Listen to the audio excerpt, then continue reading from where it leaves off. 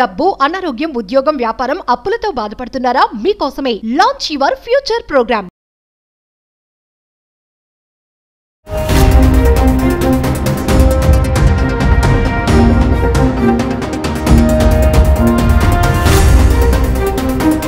నమస్తే, welcome back to Suman TV. ప్రస్తుతం మనతో పాటు ఉన్నారు ఫ్యామిలీ కౌన్సిలర్, పబ్లిక్ స్పీకర్ రజనీరమ్మ గారు.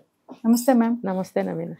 మ్యామ్, హర్యానాలో ఇన్సిడెంట్ చూసుకుంటే కోడలిపై మామ అత్యాచారం అంటే అసలు ఎంత దారుణం అంటే, మరి కొడుకు ఏం చేస్తున్నాడు, అత్తగారు ఏం చేస్తున్నారు, మరి వీళ్ళంతా ఏంటి, కోడలు చేయడం ఏంటి, మళ్ళీ ఆమెని చంపడం కూడా జరిగింది ఇక్కడ, బాడీని మళ్ళీ కనిపించకుండా చేయడం. అంటే చూస్తే క్రైమ్ అనేది ఎలా అంటే వావి వరుసలు లేవు, వయసుతో సంబంధం లేదు, ఇల్లీగల్ అఫైర్స్, ఇలా ఎక్కడ చూసుకుంటే ఫ్యామిలీ మెంబర్సే. ఇంకా కొంతమంది ఏమంటారంటే మహిళలకి ఎక్కడ కూడా స్వేచ్ఛ లేదు, స్వాతంత్రం లేదు, వాళ్ళకి రైట్స్ లేవు బ్రతకడానికి అని ఇంకొక వాదన కూడా ఉంది. మరి ఇక్కడ చూసుకుంటే ఇన్సిడెంట్ ఎలా చూస్తున్నారు, దీని గురించి మాట్లాడుకుంటే వివరాల్లోకి వెళ్తే? ఇందులో మామే చంపాడు, అత్యాచారం చేసి పీక పిసికి చంపేశాడు. పక్కన అతని భార్య, కొడుకు సహకరించారు. మరి ఎంత దారుణమో చూసారా ఇది. అసలు ఏ ఇంటెన్షన్తో ఆ అమ్మాయిని చంపాడు అంటే లొంగలేదని చంపాడా, మరి అత్యాచారం చేసి ఇంకొకటి ఇక్కడ ఇటు భార్య కొడుకు పక్కన ఉండంగానే అత్యాచారం చేశాడు. ఎంత దారుణం కదా. అసలు అలా మనిషేనా చేశాడు. మరి అతనే పీక పిసికి చంపాడంట. దానికన్నా ముందు కొద్ది రోజుల ముందు అక్కడ గొయ్యి తవ్వాడంట వాళ్ళ ఇంటి పరిసరాల్లో. గొయ్యి తవ్వి బాగా లోతుగా ఉంది, 6 అడుగులు గొయ్యి తవ్వాడు. చుట్టుపక్కల వాళ్ళందరూ ఏంటి గొయ్యి ఎందుకు తవ్వావు అని అడిగితే అది డ్రైనేజ్ కోసం అని తవ్వాను. ఇప్పుడు నేను అది విజువల్స్ చూస్తే అక్కడ హర్యానాలో ఇళ్ళు ఎలా ఉంటాయంటే మనలాగా ఇక్కడ కాంపౌండ్ వాల్స్, లోపల పకడ్బందీగా మనకు ఒక డిజైనబుల్ బిల్డింగ్స్ ఇలా ఉండవు. అక్కడ కొంచెం ప్లేసుల్లోనే గదులుగా కట్టుకుంటారు. అంత అలా ఎక్కువ బయట గడుపుతూ ఉంటారు. ఆ ఎదురింటోళ్ళు సన్న గల్లీలు ఉంటాయి అన్నమాట, అక్కడక్కడే గడుపుతూ ఉంటారు. ఆ విజువల్ చూస్తే నాకు ఆ బయట వైపు ఆ గొయ్యి తవ్వినట్టుగా కనిపిస్తుంది. డ్రైనేజ్ అనేది బయటే ఉంటుంది కదా, కాలువల్లాగా ఇంటి ముందు పారుతూ ఉంటాయి. అటు సైడ్ కొంచెం అంత డెవలప్మెంట్ ఉండదు, సో అవి పారుతూ ఉంటాయి అన్నమాట.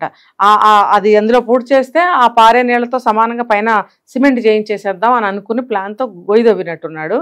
దానికి సంబంధించిన ఇటుకలు అవన్నీ ఏవేవో పెట్టాడంట. పక్కన వాళ్ళు వీళ్ళు అడిగితే డ్రైనేజ్ కోసం రిపేర్ కోసం పెట్టాము అన్నారంట. అయితే వీళ్ళు ఈ లోపల అసలు ఎందుకు చంపాల్సి వచ్చింది అనేది అసలైన నిజాలైతే బయటికి రాలేదు. తర్వాత చంపేశారు. కొడుకు వాళ్ళు అంతా సాయం చేసుకుని ఆ గొయ్యిలో పెట్టేసేసి పూడ్చేశారు. ఈ రెండో రోజు ఎవరికి అనుమానం వచ్చి మళ్ళీ ఇన్ఫర్మేషన్ అందించారు. పోలీసులు వీళ్ళు వచ్చి దాన్ని మళ్ళీ ఓపెన్ చేసి చూస్తే అందులో ఒక వారం అయిపోయిందంట. అప్పటికే వారమో 10 రోజులు మరి బాడీ ఉంది అందులో. మరి ఇంకా తర్వాత ఏం జరుగుతుందంటే వాళ్ళని తీసుకెళ్ళి జైల్లో పెడతారు. అంతే మనం మాట్లాడుకోవాల్సింది. ఎందుకు చేయాల్సి వచ్చింది ఏంటి అనంటే పూర్వాపరాలు కొన్ని కుటుంబాల్లో కొన్ని జరుగుతాయి నవీన. ఇప్పుడు కొంతమంది ఏమంటారంటే అంత వివరంగా మాట్లాడాలా, లేకపోతే ఊహాగానాలు చేస్తారు కొంతమంది అని అంటూ ఉంటారు. ఊహాగానాలు కాదు, చరిత్రలో కొన్ని జరిగిన సంఘటనలు మనకి గుర్తొస్తాయి. మనకి గుర్తొచ్చినప్పుడు బహుశా ఈ కేసులో కూడా అలా జరిగిందేమో అని మనం అనుకోవటంలో తప్పులేదు. ఇప్పుడు మనము ఎలా చేశాడు, ఏం చేశాడో మనమేం వివరంగా చెప్పుకోవాల్సిన అవసరం లేదు. ఆల్రెడీ బయటకు వచ్చేసాయి న్యూస్లన్నీ. మళ్ళీ మనం ఇంకోసారి చెప్పినా పెద్ద ఫలితం ఏమి ఉండదు, ఎఫెక్ట్ ఏం పడదు. అయితే ఎందుకు చేశాడు అనేది పోలీసులు కూడా ఇన్వెస్టిగేషన్ చేస్తారు. కేవలం కోడల మీద కోరికతోనే అలా చేశాడా, అలా అయితే మరి ఆ కోరిక తీరిన తర్వాత చంపడం ఎందుకు అనంటే ఆ అమ్మాయి ఎవరికైనా బయటికి వెళ్ళి చెప్తుందేమో మరి అందుకని చెప్పి చంపేశాడా. అలా అయితే మరి పక్కన కొడుకు ఎందుకు సహకరించాడు, భార్య ఎందుకు పక్కనే ఎందుకున్నారు, అత్యాచారం చేసేటప్పుడు పక్కనే ఎందుకున్నారు, లాగాలి కదా, లాగకుండా చూస్తూ నుంచున్నారు. ఎందుకు జరిగింది ఇదంతా అనంటే ఈ మొత్తం గ్రూప్ అంతా గూడుపుటానిగా చేశారు. ఇది మొదటిసారి కాదు అని నాకు అనిపిస్తుంది. అంతకుముందు కూడా ఫ్రీక్వెంట్గా జరుగుతూ ఉండాలి. ఆ అమ్మాయి ఎదిరిస్తుంది అని వీళ్ళకి భావన ఎందుకు వచ్చింది అంటే ఫ్రీక్వెంట్గా అంతకుముందు కూడా జరిగి ఉండొచ్చు, ఈ కొన్నిసార్లుగా జరిగి ఉండొచ్చు. ఈసారి కూడా ఎదురు తిరిగితే చంపేద్దాం, అర్థమైందా? ఈసారి కూడా ఎదురు తిరిగితే చంపేద్దాం. ఆ గొయ్యి రెడీగా పెట్టుకున్నారు. చంపేస్తే ఏం చేయాలి మరి, దాంట్లో పడేద్దాం అందుకని చెప్పి ప్లాన్ చేసుకున్నారు. అసలు కొడుకెందుకు సహకరించాడు, నాన్న చంపద్దులే పంపించేసేద్దాం అనాలి, లేకపోతే నా భార్యను చంపుతావేంటని ఎదురన్నా తిరగాలి. ఆ అబ్బాయి రెండు చేయలేదు అనంటే సంథింగ్ ఇస్ దేర్. నాకేమనిపిస్తుంది అంటే ఇలాంటి సంఘటనలు నాకు 2-3 గతంలో నేను విన్నాను. మనకి ప్లేసులు మనకొద్దు.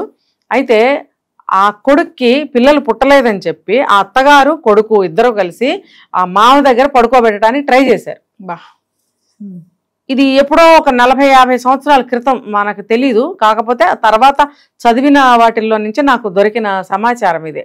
ఏంటనంటే పిల్లలు లేరు కాబట్టి నువ్వు మన వంశమే కాబట్టి తప్పులేదు, మామగారితో నువ్వు ఉండు అని అన్నప్పుడు ఆ రోజుల్లో కాబట్టి ఆ ఆలోచనలు అలాగే తిరిగేవి కాబట్టి అందరికీ కూడా బ్రెయిన్లో నిజమే సుమా అనుకునే రోజులు కాబట్టి లొంగారేమో. కానీ ఆ కథలో మాత్రం ఆ అమ్మాయి కూడా లొంగలేదు, ఎదురు తిరిగినా కూడా లొంగ తీసుకున్నాడు ఆ మామ.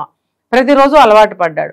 చివరికి ఆ అమ్మాయి ఆత్మహత్య చేసుకోవడమో సంథింగ్ వెళ్ళిపోవడమో ఏదో జరిగింది. అయితే ఇలాంటి సందర్భాలు అవి జరుగుతూ ఉంటాయి. ఇప్పుడు కొడుకు మగవాడు కాదు, కొడుక్కి పిల్లలు పుట్టరు అనుకున్నప్పుడు అత్తే చేయిస్తుంది, మామగారికి చెప్తుంది అనమాట, నువ్వు వెళ్ళు, మన వంశానికి పిల్లలు కావాలి కదా, మన కొడుక్కి పిల్లలు పుట్టాలి కదా, ఈ విషయం బయటకు తెలిస్తే పరువు పోతుంది కదా అని కోడలకు కూడా చెప్తుంది. కానీ వింటే వాళ్ళ పథకం పారుతుంది, వినలేదు అంటే ఇది ఇలాంటి అఘాయిత్యాలు జరుగుతాయి. కాబట్టి నాకు ఆ స్టోరీ గుర్తుకు వచ్చింది. ఇప్పుడు కూడా ఎక్కడో అక్కడక్కడ 1-2 నేను విన్నాను. వినే వ్యూవర్స్ ఎవరైనా ఉంటే తప్పు పట్టకండి దయచేసి. ఏది కూడా వినందే చూడందే నేను పబ్లిక్లో మాట్లాడను. మీకు తెలిసి ఇవి ఎక్కడా కూడా జరిగి ఉండకపోవచ్చు, కానీ నా వయసు అనుభవానికి నేను కొన్ని చూసుంటాను, కొన్ని విని ఉంటాను కదా, అవి మాకు అనుభవాలు ఉంటాయి కాబట్టి ఈ సందర్భంగా చెప్తున్నా. అంటే మేడం కొన్ని ఇళ్లలో మీరు అన్నట్టుగానే ఇది బయటకు వచ్చింది కాబట్టి సరిపోయింది, అంటే బయటకు రాకపోతే ఇంక అంతేనా, కంటిన్యూ అంతే. ఆ రోజుల్లో అయితే మాట విన్నప్పుడు చంపేస్తారు, ఎదురు తిరిగితే ఇప్పుడు జరిగింది ఎదురు తిరగబట్టే కదా, ఏదో జరగబట్టే చంపేశారు. అసలు మామగారు కోడలతో అలా ఉండటం అనేది తప్పే కదా. అది అప్పుడు ఆ అమ్మాయి ఎందుకు ఒప్పుకుంటుంది, ఎదురు తిరుగుతుంది కదా. అంటే కేవలం ఆ రోజే ఆ ఒక్క విషయంలోనే ఎదురు తిరిగితేనే చంపేశారా? లేదు, దానికి ముందు ఏదో ఉంది. దానికి తోడు అత్త భర్త ఎందుకు సహకరించారు? అప్పుడు పోలీసులైనా ఇవన్నీ లాగుతారు, అనుమానాలు వ్యక్తం అవుతాయి అనేక వైపుల నుంచి. అది చివరికి ఏం తెలుస్తారు అనేది మనకి తెలుస్తుంది. అయితే నాకు ఈ కథ గుర్తుకొచ్చింది, ఇలా ఆ రోజుల్లో అలా జరిగిందట. సో ఇప్పుడు ఈ కథ చూస్తే నాకు అదే అనిపించింది.